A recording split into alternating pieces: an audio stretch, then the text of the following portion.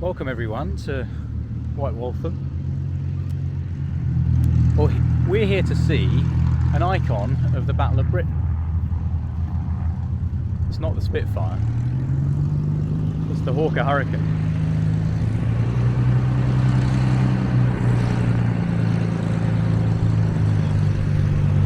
Welcome to the Layover Live, and I think I'm just going to shut up and let the music.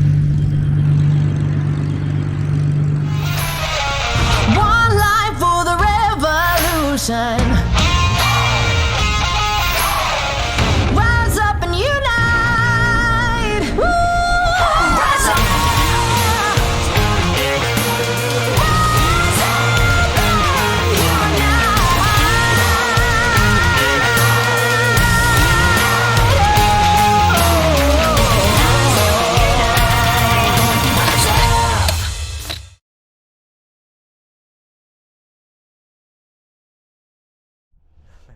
Welcome everyone to White Waltham. We're at White Waltham, which is a stone's throw away from where this wonderful machine behind me, its designer, lived over in Windsor, I think. That's right, so Alma Road, Camp. Windsor, yeah. And I'm here with this gentleman here who's going to introduce himself, James. Yeah, so I'm James Brown. I'm the owner of this beautiful aeroplane. I've owned it for now 6 years. 6 years, okay. And James, how did you get into flying initially? What was the bug? Where did it all happen? Well, it's for as long as I can remember, I've loved flying. So I grew up in Windsor, actually just around the corner from where Sydney Cam lived. Okay. So built model aeroplanes, lived underneath the flight path to Heathrow, had the books, underlined the airliners that went in. You know, full on geek. Full geek. Full geek. Okay. Yeah. So I used to come down here actually. My first flight was from White Waltham back in, must have been 1976, I suppose. Okay. With my uncle who flew for BA. Okay. So it's sort of in the family. Sort of in the blood, a little bit in I the think blood so, there. I think Okay. so, yeah. But it's heartening to know that the geekiness can still lead to the cool things, which is Yeah, exactly. good. And so at some point then you didn't go into professional flying. You did something else, and at some point you decided what I want is a Hurricane. Yeah. So I'd like to have done professional flying. That didn't work out. So I was at university doing a biochemistry degree. Doesn't lend itself very well to flying, but Okay. Went off in my first year and learnt to fly gliders down at Perranporth. Yeah. Then stepped up to powered flying, so did many years of that. And then in early 2015, I was running a software company that I'd founded.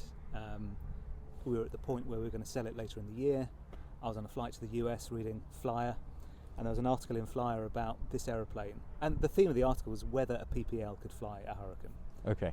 And the answer was yes. Yes. So I think I'd had a couple of glasses of wine, to be honest, but I Okay. I dropped a line to Peter Vasher. All good good ideas start with a little bit of lubrication, So, don't they? Yeah. dropped a line to the owner, Peter Vasher, who's over in Oxfordshire, and said, could I come and see it?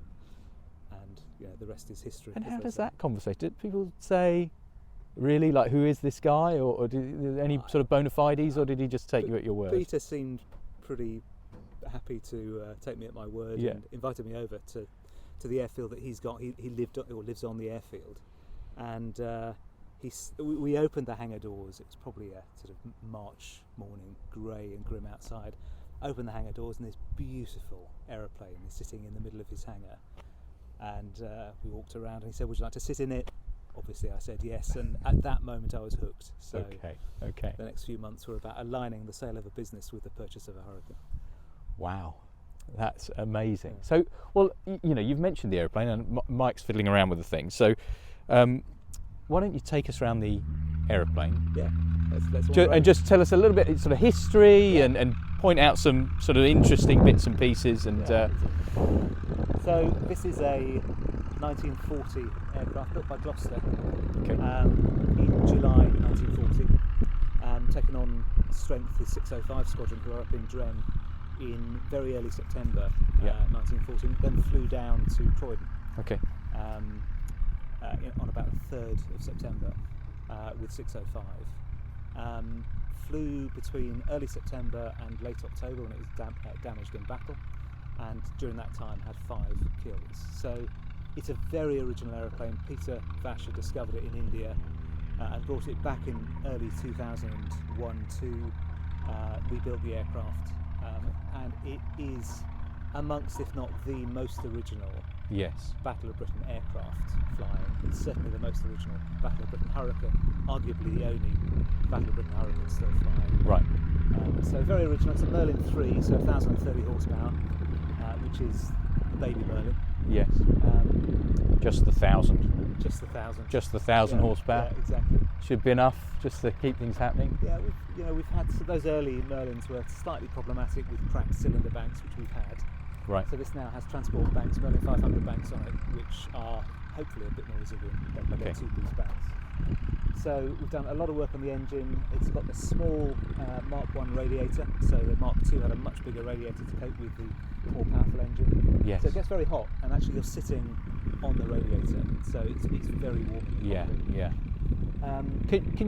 Can you imagine what it must have been like then to fight? I mean, flying it is an absolute.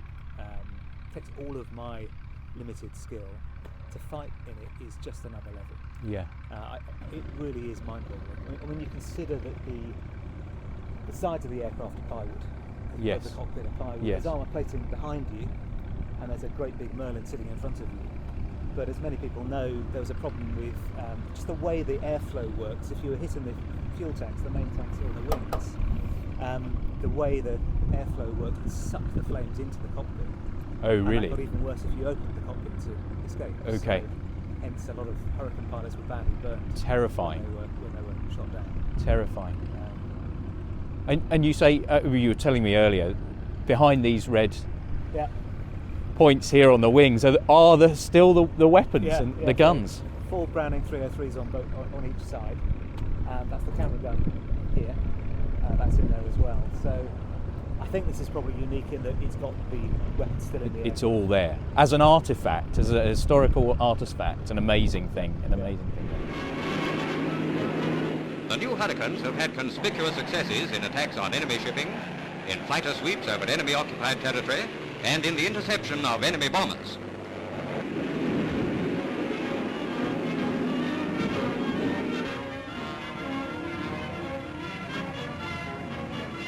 And now we bring you official pictures taken during actual operations.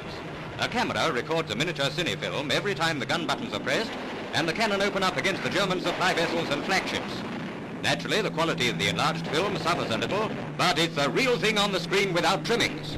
I think it's part of that drive for absolute authenticity.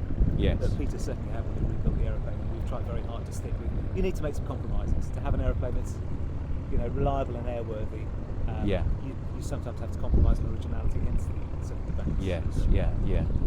Yeah. And of course, we won't sort of rehearse it here, but the Hurricane did the heavy lifting of the Battle of Britain, and that's why it had a lot of firepower. It was a good gun platform. Yeah. It was a beefy machine. Yeah. Well, you can see the wing is probably 18 inches thick at the root. It means it's incredibly stable, big wide undercarriage, very easy to fly. Yeah. Wasn't quite as fast as the Spitfire, but more manoeuvrable. We've all heard it, and actually it's very nice as the owner of a Hurricane to hear so many people now playing that back, that people do recognise that the Hurricane actually is the unsung hero Yes. of the Battle of Britain. And I know you mentioned earlier that we might have a bit of additional noise. Sorry here, folks, but you seem to. This machine starts conversations that you kind of wouldn't normally have. Which must be fascinating. That's brilliant. I mean, chipmunk going past in the background. We allow all our guests, if there's an aeroplane taxiing past or flying over, everyone's allowed to look. Good. Okay, so we all have to look. I'll check that in my book. Yeah, later. that's right. So I, in fact, funnily enough, this morning I bumped into a gentleman who was 91 years old, who lived in South London and was 11 years old during the Battle of Britain, and came up to the fence as I parked the aircraft and said, the last time I saw one of these was over my house in 1940. Which is Just the moment, I've got shivers going down my spine just talking about it now. It's brilliant to get that human connection still. and that's why these aeroplanes are important. Yeah. That's why they are important. These, there's a generation that's leaving us now, sadly, isn't it? And we're in that last few years of having a direct human connection to the time these aircraft flew in battle. Yeah. So, And do you worry about what happens then historically, after that, or do you think it will carry on? well, I hope there's going to be plenty of people like you and me that are equally passionate about them going Yeah. forward.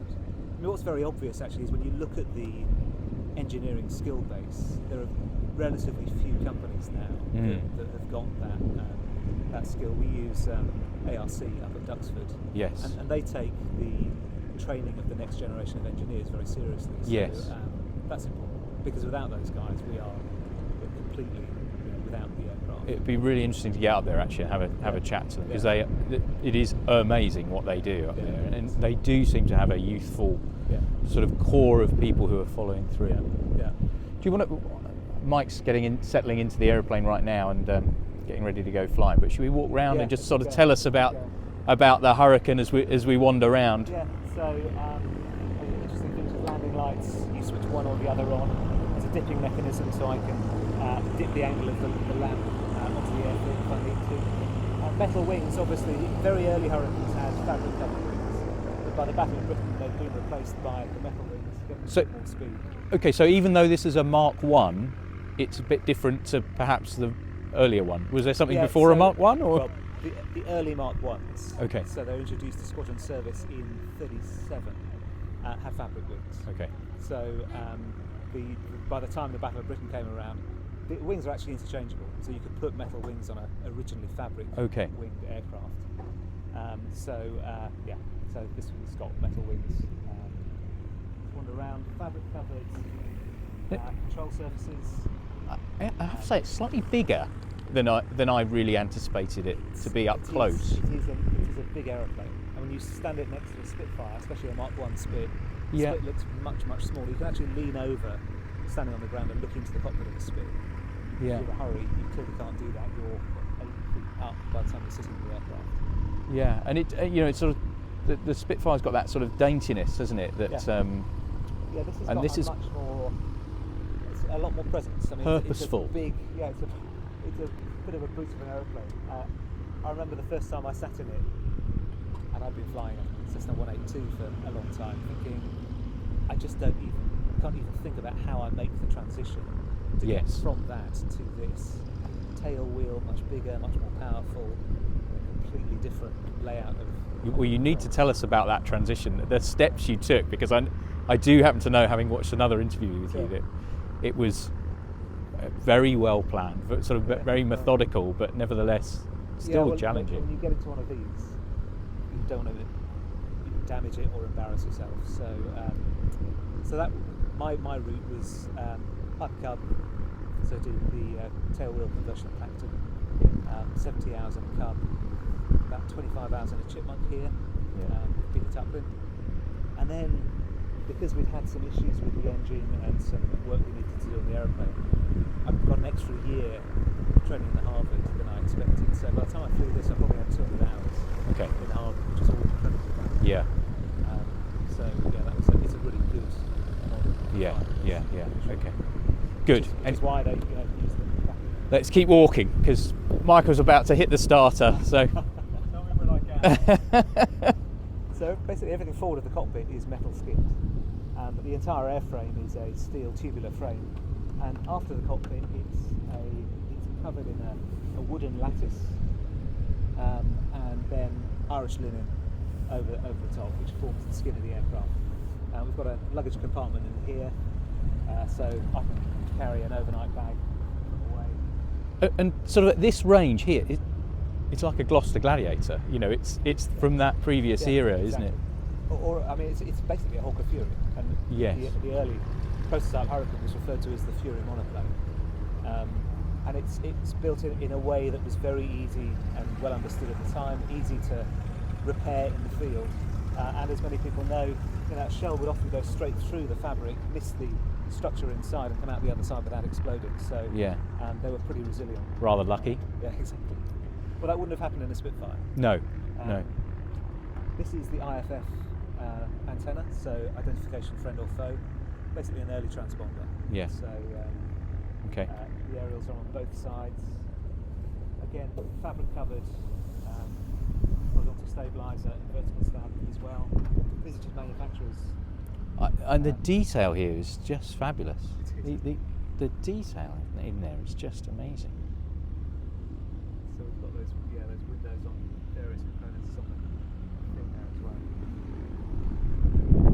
There's no rudder trim in the aircraft. Oh, really?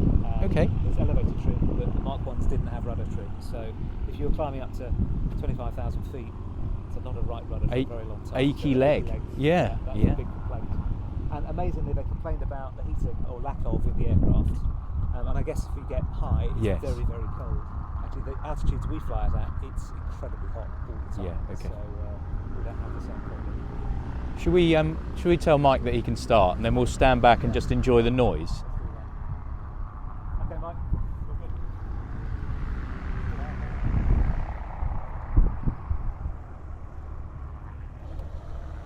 So Mike's got the joy of doing a hot start, which on a Merlin sometimes is a little unreliable. So Okay. there's a bit of a balance of. It's a how good much job that there's no primer pressure, you like use. people filming him. Exactly. Anything terrible like that. We've got every confidence in him, though. Sure, fine.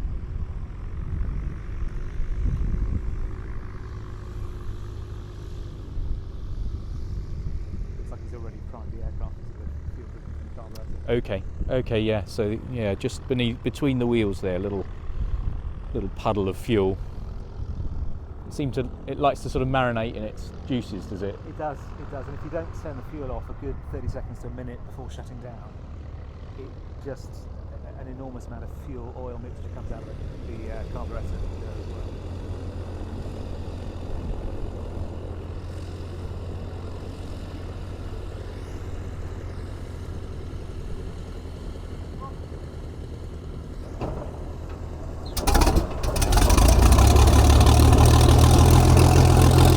Made that look rather easy, despite the fanfare.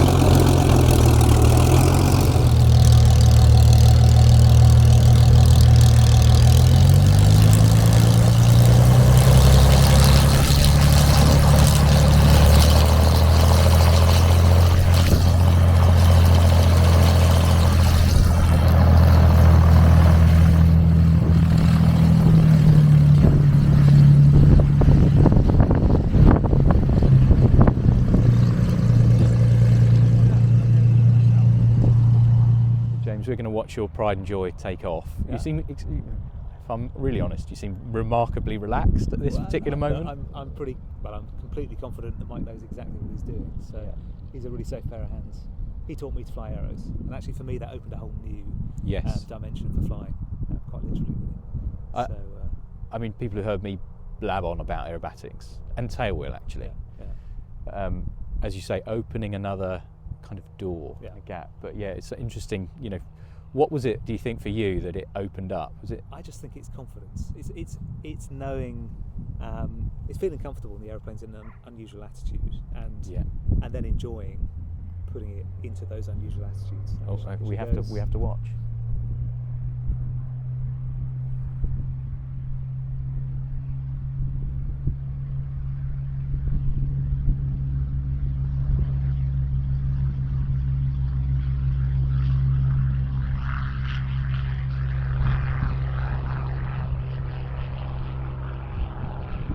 What a noise! Lovely, isn't it?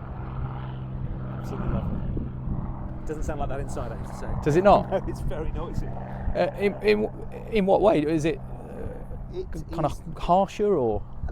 a lot harsher, and you certainly don't get that classic Merlin sound from the inside. Oh, really? How disappointing! Well, yeah, it is. So to stand here actually and listen to that is quite a joy.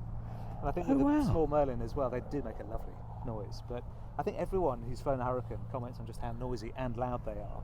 I think maybe Yes. part of it is that big fabric-covered rear fuselage is a bit like a drum. Drumming. Okay. So yeah. it Yeah. gets, and you can hear it, particularly as you accelerate to go into a manoeuvre. It gets very, very loud. Right. So yeah, nice to hear it from here.